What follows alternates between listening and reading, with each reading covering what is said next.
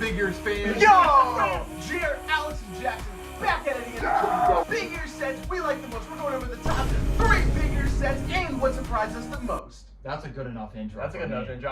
Hi friends, Editor Grant here. What you're about to see is footage that is from March of 2026 after we went to Big Ears. This is the first in-person collaboration video I've ever done with my online YouTuber friends. So I hope you enjoy what you're about to see here because it is absolutely chaotic. Hi, it's been about 3 years since I posted on this channel, so if anyone's still watching this, thank you for doing so. Like my good friend Jackson here said, I'm here with Jackson, Jer, and Alex, and we're going to be talking about our highlights from the Big Ears 2026 festival held in Knoxville, Tennessee. So first off, just in general, what were the overall thoughts of the festival? I loved Big Ears so much. I would go as far to say that it is probably my favorite music festival that I've ever been to. I feel like the typical structure in a music festival is kind of just going stage to stage in one, area. Sometimes there's overlap of hearing the Descendants when you're trying to watch an acoustic set. That has happened to me before. Shout out to the Descendants, no shade to you, but Anyways, Big Ears is unique in that it is held, as you said, in Knoxville, Tennessee, and the venues are just all these different areas ranging from theaters to restaurants to actual smaller venues. Yes, you to have the churches, Greyhound Terminal, which is a abandoned bus station, which is fucking insane, to say the least. Yeah. How they were able to terraform it into one of my favorite venues of the weekend, especially when we saw SML there. Totally. Especially because it was all everyone surrounded the stage itself. It was based off of 4 pillars and had different projectors on each side of the wall with different imagery. It was very, very cool, and I loved the festival as well. Absolutely, it's probably my favorite as well. Just in general, it really blew every other festival I've been to out of the water. About 8 years ago, I did a video about Welcome to Rockville. Fucking clears that. Absolutely gone. Fucking home run out of the base. Bam. It's just insane. Best basketball player band. Best basketball player band with 83 points. Yeah. But what about you? We've said down to earth a lot, and I think that sums it up for me as well. Just very homey. We mentioned the venues. I love having to go to the venues, and I've only been to one festival, and that was Kilby, and I don't know, seeing how, I don't know, this festival really focuses on the individual people that are attending, whereas other music festivals, it's they know what sponsorships they're gonna have. They know I don't know. This didn't feel forced in any way. I wanted to go explore the city. I wanted to see the venues beforehand before I go to them. I wanted to know the locations. I wanted to know the artists, all 250 of them, but I don't have the time for that. You're distracting me with that fucking ice. Very homey. Yeah. That makes sense. Yeah. Especially because even the artists act just individuals themselves. We've met a lot of artists that were performing at the festival in general. It was insane. Just how nice people were overall in the city of Knoxville, as well as the artists that we have met and just had conversations with and talked with. It feels curated for both our enjoyment and the artists, and whereas I don't know, a festival can so easily be curated for just benefiting money for the festival. So what did you think overall?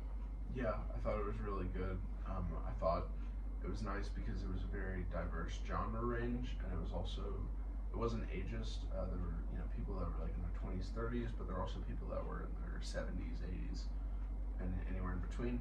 It was also from rock to folk to jazz to improv to experimental music. And some rap. In the case of Flying Lotus, for sure. Yeah, and there was another rap artist that Ron Shaheed. somebody was telling us about. It was emotional, and it was experimental. It was a woman. I don't know. It was cool. It sounded cool. But yeah, I love how transformative everything was with the spaces provided. Highly recommended. We all highly recommend the festival. And so today what we're going to be doing is going over our top 3 favorite sets, just going one by one for third place, second place, and then first place, and talking about if we agree, disagree, and what were our favorite moments from those sets in particular. Totally. So I think I'm going to start with Jeremiah on this end. We're going to go this way for third place. Okay, perfect. I first want to say, like, I enjoyed every single set. Yeah, I'm 100%. I'm not even gonna lie. And we caught like, about like 20 of them. So it was hard as hell to do this. So shout out to all of the artists at Big Ears. You can probably throw, you know, the entire infographic of how many fucking people were there. Yes. Yeah. There. There. All of them will be linked in the description. That is not true. At least for me, I think for me, I saw 24. 24. Sets. I don't exactly know how many I sets think we all saw around that. Around that. In that vein. Anyways, my third place has to go to one that we saw this morning on the last day of Big Ears. That is Richard Dawson. I have been, you know, obsessed with Richard Dawson's music for about half a decade now.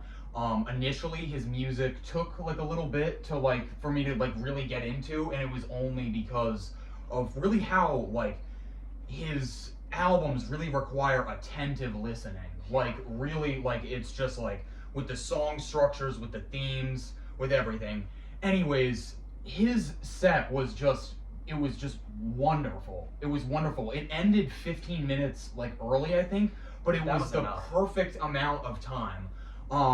He did a Michael Hurley cover, which that was really just like, I mean, Michael Hurley is one of my favorite writers of all time. So seeing and like learning that he was inspired by Michael Hurley on his recent album, was really cool to hear. And yeah, he just killed it. I think what helped with that, the performance in general was the venue we were at, because we were at a church up on the north side of Jacksonville's downtown, and it was just very nice for how his music works in general to be set there, because like you said before, you need to be attentive for a lot of his music and how it just kind of folds into the writing and everything, and being there in such an intimate place really does give you the full attention to the artist, which is very much so greatly benefited that performance for sure. Yeah, so that's my number 3, and he also mentioned that he was sick. How? Like, get well soon, Richard Dawson. Get well soon. Yeah. All right, what about you? My number 3 is Thurston Moore and Steve Shelley's pop-up show. Okay. Kind of just screwing you all over being able to talk about it first. I know. But no, it was awesome. So yeah, Big Ears does pop-up shows, which is where they just send notifications on the app about artist and venue that's happening. And Thurston Moore and Steve Shelley popped up. It was after Pino Palladino. Yeah. And we were originally going to go to Florist, and I wanted to go to Florist, so they all asked me if I was okay with going to this set, and I'm glad I said yes. We barely made it into. We barely made it in. The doors closed. We didn't get in for a while, and they just kept all the deer. All the deer. They brought people in one by one. Security guard. Chill as fuck. Yeah. So once someone would come out, we would come in, and then it was a very small venue, but big people inside of it. More ways than one. More ways than one. Yeah. But they were awesome. I did not expect that set, especially from two people in their 60s. Hard sounding. Thurston Moore was gonna break his guitar at a lot of points. Especially when he put the drumstick into the neck. Why was that? I don't know. I just think he really wanted to break his guitar. That's so fun. Yeah, but as we were getting closer, the sound was also amplifying, so that just added to the experience. And then Jackson sat down and texted us, "Is that MJ Lenderman next to us?" And it was. It was. So he was just right there watching that set. Yeah, we watched the set with MJ Lenderman, so it's number 1. No, number 3. Number 3. Oh! But that's awesome. Is there anything else to add about that one in general? Yeah. I think we all have a lot to Yeah, say that's fair, about that's it. fair. So. I mean, like, the set was so good that we had, like people that we, you know, conversed with were like, you guys made it into you guys that? made it into Like, that. you guys made it into that set? You saw There were that people set? watching outside in the windows, Yes, like watching yes, it. yeah. It was also that Oh my loud to where God. you could hear it outside. Yeah. But my number 3 was the last performance we saw, which was Alan Sparhawk Nice. and Trampled by Turtles with their immaculate set. Because Turk was crushing. Turt was Crushing crushed. turd. Perchance. On God. Perchance. Horrible opening. But absolutely mind-blowing set. I believe it was a lot of like their collaboration album for most of the set, and then a couple low covers, and then one song from Trampled by Turtles himself. And man, it was so emotionally packed and also hopeful in a weird way, because throughout the entire set, Alan was speaking about trying to find hope through dark places, and then hoping that those people that do have that darkness, that hope they can find the light through it. And that really moved me, especially when Days Like These was covered. That Jeremiah and I were like stunned, because we didn't think they were going to cover Low at all. No. Not one bit. So when that happened, and then when I Go Deaf happened, we were all freaking out. And then it closed with Holy Ghost, which nothing else to say there. It was very emotionally dense, but also weirdly upliftingly hopeful. And then shout out to right after the performance ended, the lights came on, and then Burning Down the House by Talking Heads was playing, blasting. It was like an impromptu dance party out of nowhere. Everyone was dancing together. We should also clarify, none of us saw the David Byrne set. So We did that not. would probably be in None the of top us saw the three. David Byrne set, but I did walk by him in the food court when I was on my way to buy the cheaper mac and cheese side, according to Grant. That mac and cheese side I wasn't even in the mood for after I saw David Byrne. I did go back for the mac and cheese side the next day, and it sucked. It didn't suck that bad. It was so I don't bad. know what It planet was you're on to where that bad. mac and cheese The sucked. cheese was separated from the pasta.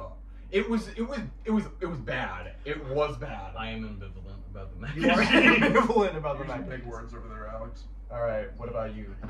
Yeah, my number 3 was Mr. Texas represent Hayden Pedigo. So I saw him live in November of 2024, and he's just gotten better and more immersive ever since.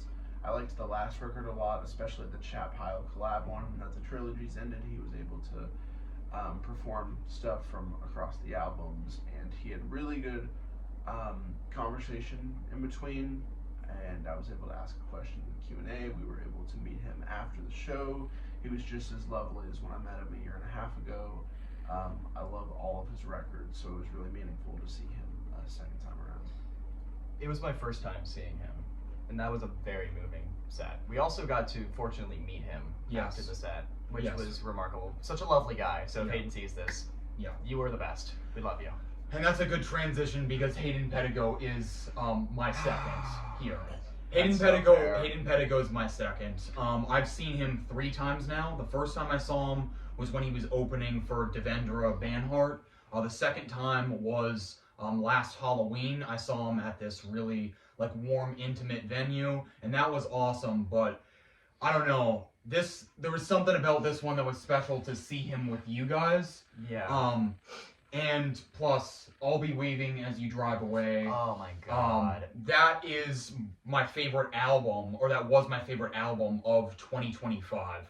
So yeah. It was a remarkable set in general, and even though he only played like 6 songs and repeated Carthage again, it was such a vulnerable set where he was very honest about how he's feeling, and was really like kind of inspirational to just a lot of artists that do struggle with stage fright, being so open about that struggle. Just such a genuine guy in general. But yeah, like I don't know, like just like seeing him, like every time I'm just like, this is just one of the greatest artists that we have. Like it's one of the greatest artists that we have. He's carrying the torch of finger picking and that like vein of music so well, and yeah, he's the best. He's the best. And what about you? I was laughing because I thought about like the football coach joke of like these guys are good. Yeah. Great group of guys. Great group of guys. Yeah. My number 2 is MJ Lenderman and The Wind. Love MJ Lenderman. I was going to see him October, was it? September. Yeah. Couldn't make it. So I forgot I was gonna see him like on the plane here. Yeah, I had to remind them, like, we're seeing MJ Lenderman. This time. Because the last time, like, for that September show that happened at the Moore Theater in Seattle, we bought tickets for that in like January, and every couple months we're like, we're seeing MJ Lenderman. We're seeing MJ Lenderman. We didn't end up seeing him then, but we saw him together now. Or I ended up seeing that show. But But he's awesome.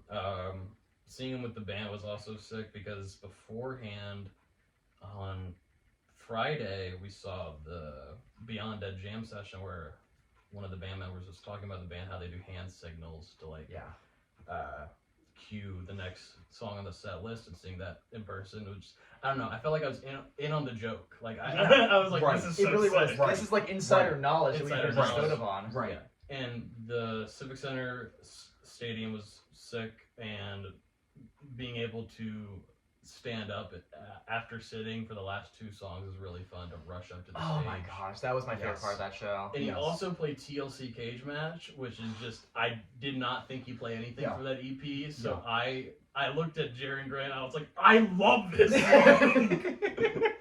So, that was great. Hell yeah. Yeah, that's funny. I think my number 2 is Thurston Moore and Steve Shelley, for me personally. Because I think what was so impactful about that set in particular was that it was just so out of nowhere. We literally walked out of Pino Palladino with Sam Gendel and Blake Mills and Chris Dave. That was a wonderful set too. We were always kind of riding the high of that one, and then we just get that pop up, and we're like, we ran all the way across pretty much to where it was done, and we just made it in by like this much.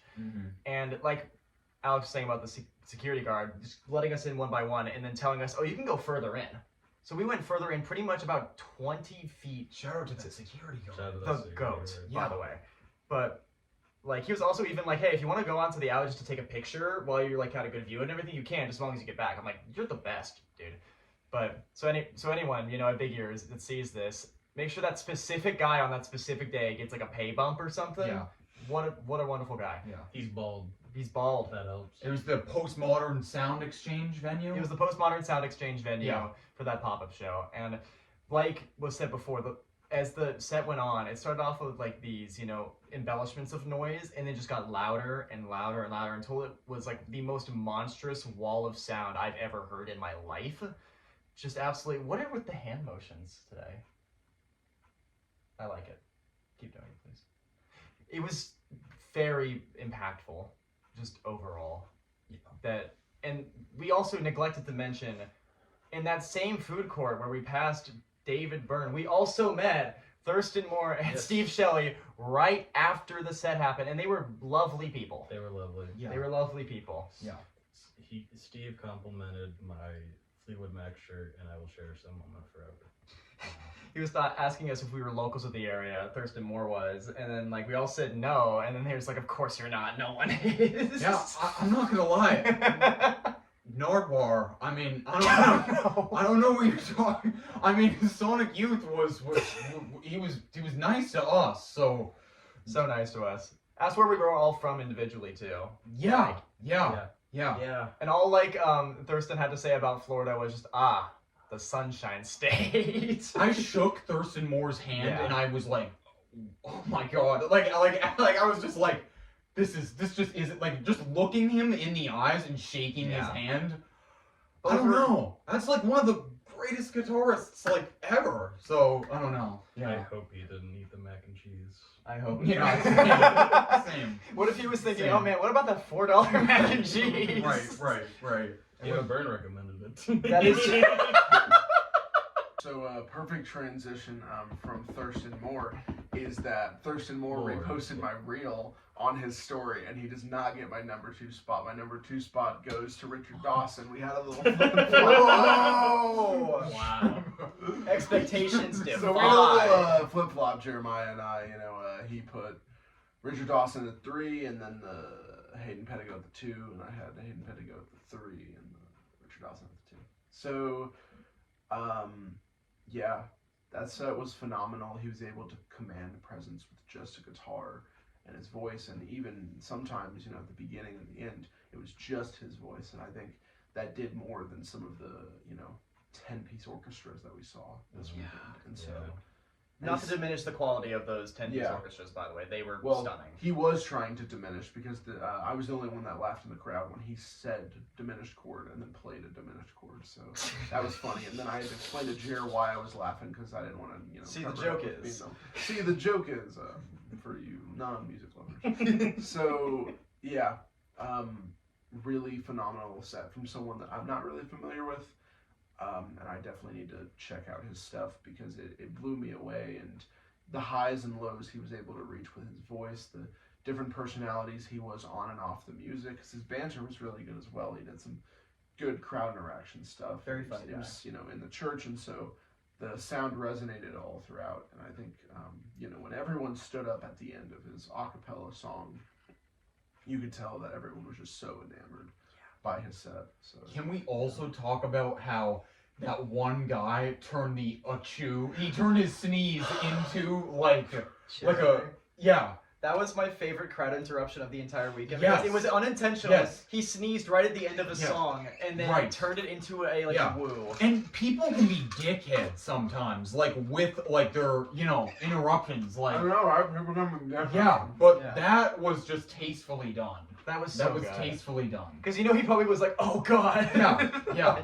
Yeah. That was so funny. Yeah. All right.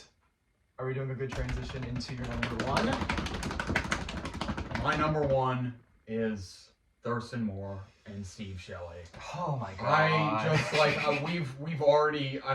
I think that these two have done a really good job of capturing my thoughts on this performance, but this really was a performance when watching it, I was just yeah, we're really fucking seeing half of one of the greatest bands ever. Mm-hmm. And it felt like seeing, I imagine it's what it felt like seeing Sonic Youth.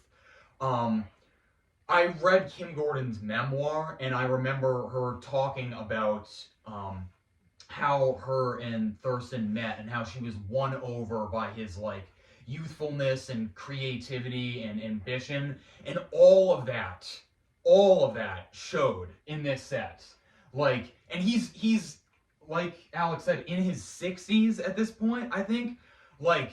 She was talking about him when he was younger, but he's still got it. He still got it. He was jumping up and down. Mm-hmm. He was just going crazy. And Steve Shelley, oh my god, just insane. It was really insane. And as Alex said, as we got further, it really did feel like the performance just elevated. And yeah, it's gotta take my number 1 set. It just has to. It really, left me feeling alive. And that's what you want when the last note rings out of a show. You want to feel, you're leaving with something. And I did leave with something. I think what makes it also really special in general is how unexpected the performance was. Not just the fact that it was a pop-up, but the fact is Thurston Moore had other sets planned at the festival, as Steve Shelley did not. Yeah. So it was so out of nowhere to see that pairing, especially when it wasn't even announced on the lineup, and just happen. I think that sums it up perfectly. Yeah. Number 1. My number 1 is Haley Hendrix. Oh! Yeah, I really loved. I only went with Jackson. We split off. Grant and Jer went to Gwennifer Raymond. We saw Haley Hendrix in a church. It was a little cozy church, the same church we saw Richard Dawson in. But that, I don't know, the vibe set in that venue really just set up the whole show. She set the tone for the banter as well. Tone for the banter, yes. She set the tone for the banter. Not that like Thursday and Friday's artists weren't like personable, but she really engaged with the audience and is really sweet. And hearing her stories, she had a whole bunch of unreleased stuff. So just like, I don't know, seeing an artist and also thinking about like how you're gonna like stick with them after the event is a really nice feeling to have in that moment.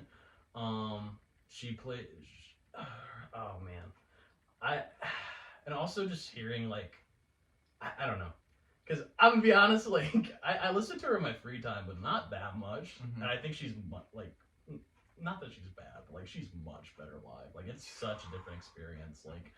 Just hearing the acoustics of the guitar and like being able to hear and feel every lyric of like, just it's really poetic. Has anyone read Mary Oliver? I have not, no. She's a great poet. Just like talks about mostly nature and just like seeing the beauty and like we brought this up throughout the weekend, but beauty and mundane things. Yes. That it really moved me. That set did. I was teary eyed like the whole first half. She was just singing about bugs and she was just seeing singing your about ex at a bugs. Thai food restaurant. Yes. Yeah. That might be a spoiler because I think that's an unreleased one. That was really nice. I don't know, and the fact it was Saturday, the past 2 days, I was also thinking that like I'm just having such a great time with my friends, so that was great. Everybody say, "Aww." Aww. That's kind of what happened with my number one, Hayden Pedigo. The Hayden Pedigo set, because Hayden Pedigo was an artist that I got introduced to by Jer, and since then I've grown even more and more respect as he's grown his discography and just hearing more about him. And then so when I was seeing this, mainly that was like the ticket seller for me to go into Big Ears, was to see him, and also with these fine, beautiful people here. And that set was really what made me realize just a lot about like how life can be so rewarding when you wait for it just to hit you, because it was such a vulnerable, intimate set with one of the most pretty guitars I've ever heard in my life. Cartridge both times was stunning. I'll Be Waving As You Drive Away being the closer is absolutely poetic in that regard. And I think my favorite from that set was, God, what's the second album's name from the Motor Trilogy? I forgot it. The Happiest Times I Ever Ignored, and the story accompanying it as the reason why he wrote it genuinely moved me more than anything this weekend. Maybe rivaled by the Alan Sparhawk performance. It was just such a cozy and intimate and life-changingly moving performance that I will be cherishing out of just for years to come. And how does this transition to your number one? Yeah, so my number one set is probably something that people aren't really expecting. It's the friends that I've gotten closer with along the trip is my number one. I think that's more important than any set that I saw at the festival. Not to be a cornball and like what Jared's used to, but I would, really like to take the time to appreciate each one of these lovely people, because I haven't really got to spend much time with them outside of the internet, and knowing all of them on and off for about 6 years is something really special, and that's why my number one set is not a set I saw with any of them, and it's Flying Lotus. God damn. Oh my god, that was so good. Hold up, why is the writing 5 So why was Flying Lotus so good? It's because you fucks weren't there. Flying Lotus is one of the main selling points of the festival to me. These fucks saw Senior Citizen instead of going to Flying Lotus, so I would, Chill. Chill. That's Don Chill. fucking Was you're talking about here, buddy. Well, Don Flying Was never Lotus posted AI. Oh, yeah. Oh, Don Was didn't do shit. Artificial intelligence is the future. And cut all the crap. Flying Lotus was one of the main selling points for me going to Big Ears, and I actually got to see him do a DJ set in January, and I got to meet him, but that wasn't enough. This I got Barricade for. He had a bunch of different gadgets on stage. He had the coolest stage design by far. He had I don't know if we can show it, like a fucking picture of it or whatever, but he had a screen in the front that was kind of transparent based on what visual was, and then he had a screen on the back that mirrored the visual, but it was off by like a second, so it had this cool ripple effect. And he played some of his songs straight, but they were just a little bit mixed in with other songs, so he'd take vocals and like layered on top of different beats that he's produced. Or he'll remix a song entirely where you can only catch glimpses of the original one. He played some of his film scores, he played some of his recent EP, he played some of his older stuff. He did crowd interaction where he got in front of the sheet and he noticed me from the January set, and we had a "oh my god, I was there 2 months ago" moment. Yeah, it was just incredible. I had incredible people that were next to me in the front that had great energy. It was one of the only, sets where I had a lot of energy to move and groove around. Some of the sets, I was able to thrash my head a bit or like move like this, but this was full on like rave energy at points, throwing my hands up and just like being super carefree. And that's what I really value and cherish in live music. And so it's not only my favorite set that I've seen here, but it's probably like a top 15, top 10 concert I've ever been to. But this was such a rewarding experience, and I just highly recommend, whatever live music opportunity you get, no matter if you're worried about, like, where will I be at financially after this, or where will I be at emotionally after this. I think if you want to do something really remarkable in your life and you're interested in live music as an opportunity, there's no question about it that is something that you won't regret.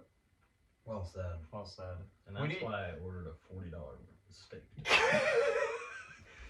That steak apparently was amazing, though. That was great. Yeah. You also got like the lobster flatbread, which we all had, which was delicious as well. Cafe Forum in the town square area of Knoxville. Shout out Cafe 4. Oh my gosh. We told that waiter to bring out the whole ocean. Pretty much. And they What did. is this? What? I should have hit that.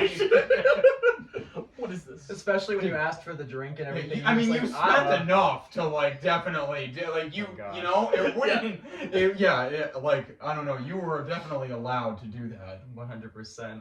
My gosh. But I do have a surprise question to ask all of you, real quickly. Shit. Just because I thought it'd be a great way to end this. Okay. What's your favorite venue? Of all the 20 venues we went to, there are so many great ones. Oh my we didn't even get God. to see all of them. Oh my god. But I would love to talk about the different spaces that were allocated in Knoxville. Because, like was said before, the festival was so special because it just took different buildings, different locations, and then turned them into performance halls like that. And so seamlessly, too. So there's so much to talk about with that. There is. So I just want to narrow it down to one venue that I think we can talk about. So, Okay. I mean, God. Let's talk about it. Yes. Let's talk about it. It's hard. I have to go Mill and Mine.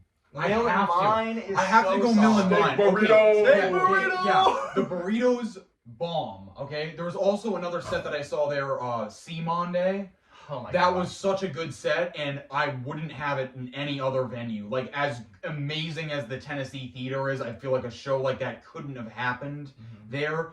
This venue was just, it was not only beautiful, I don't know, it was very, like, I don't know, it was very Tennessee to me. It was so very Tennessee to me. As we said, the burritos were bomb. They were just serving out burritos for like $9. Yeah, they were and bomb. They were good. People were skeptical of those, I guess. They were amazing. And Okay. then you saw the guy that had like 4 in one day. Like they were. Yeah, and I don't know. Like I don't know. It was just it's just a great venue. It was just a great venue, and like also the final performance that we went to Was held there. Was held there with the Alan Sparhart. And Flying Lotus. Oh. Yes. Yeah. And Flying Lotus. True. God, there was a lot. There were YHWH Nailgun was also in there, which was pretty fun to mosh with a few people there. Alex and I were there for like 6 hours straight on Thursday because we saw Deerhoof, Tunde Adebimpe, and YHWH Nailgun and didn't leave the whole time. Before you guys go, I do want to give like a shout out to that Greyhound terminal. Like when me and Grant got in there, we were like, "What the fuck?" It doesn't look like it on the outside at all. Yeah, and we saw SML there a few times. Yeah, great sets. Great sets. They had a residency there awesome. at Big Ears, and I didn't know much about them besides the fact that you said that like the bassist for SML also worked with Jason Isbell in the 400 unit. So I went in with that, and it was such a amazing improvisational like jam session with mixtures of like electronics and like everything. It was so fucking cool. Yeah, it was awesome. Man, okay. I'll also go to a venue that felt very Tennessee Theater. That theater was so beautiful. I loved the Tennessee Theater. Some of my choices were centered just because I wanted to be in that venue. Richard Thompson, y'all hyped him up. I knew nothing about him, loved him, but also everything's amplified by being in that theater. It's so huge. It's so just artistically made. There was plants on the walls. That was sick. It was also nice to sit down for Don Was, but also see people getting up and dancing. Like, that was so... I don't know. It was a venue that people could make their own by either just sitting down and enjoying or dancing, like we saw there. Just beautifully made. And you guys, I saw Lucinda Williams walk out of that theater and get into an Uber. An artist, by the way, who wasn't playing, didn't have anything sets going on. But I saw her. We locked eyes, but it still didn't clock to me. Then the Uber rolled down the windows and went, "Uber for Lucinda?"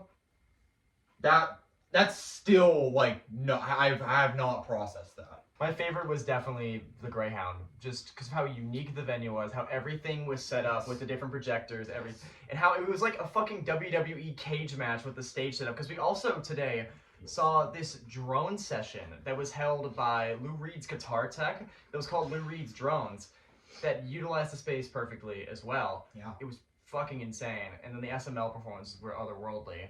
It just felt like such a unique venue that I've never seen before. Totally. Oh, and my favorite venue was honorable mention, the Airbnb. This place was dope as hell. Yeah. And we had wonderful chats like this. We had not so successful coup games on my end. We had some nice little Domino's pizza, but yeah, it was a nice place to wake up in and come home to after the festival. But my favorite venue was the first church that we were in, where we saw Raji in, because I'm a big stained glass sucker, and man, there were some beautiful pictures pictured in the windows of the stained glass, and I liked the organ in the back, and I always just love church architecture, and it's really nice as someone who grew up going to a church, constantly for the first like 15, 16 years of my life. It's nice to be able to be in a space like that and reclaim that with the gospel of music rather than the gospel of preaching. Well said. Very well said. Do we have any final thoughts we'd like to get out if we haven't mentioned anything by any chance? Fuck that mac and cheese. It's not that bad. It's not that bad. Guys, trust me, it was that bad. I mean, I'm not gonna, you got like a whole, like, actual, meal with it. Yes. Yeah, so I'm not gonna, like, name drop the place or, like, something like that. I only had the mac and cheese. I'm saying if it wasn't for that mac and cheese, you wouldn't have saw David Byrne. This is true. This is actually true. I think you owe that mac and cheese. This is actually true. You know, that mac and cheese is awesome, actually. Well, guys, thank you very much for watching. I'd like to give a special shout out to... I love that outro, but I wanted to do something a little more sincere. Thank you all for joining me, and thank you all for this unforgettable weekend. It's been... Yeah. We don't see each other that much, as was said before. We all met on the internet, as it is, and you all have become some of my closest friends, if not my closest friends. So, from all of us here on the couch of this Airbnb at 4 a.m, thank you for watching this video, and we hope to see you later. We got flights to catch. We have flights to catch in literally 30 minutes. Okay, we gotta go. Oh, God. Roll away. We're taking too much time. I need to go to the airport.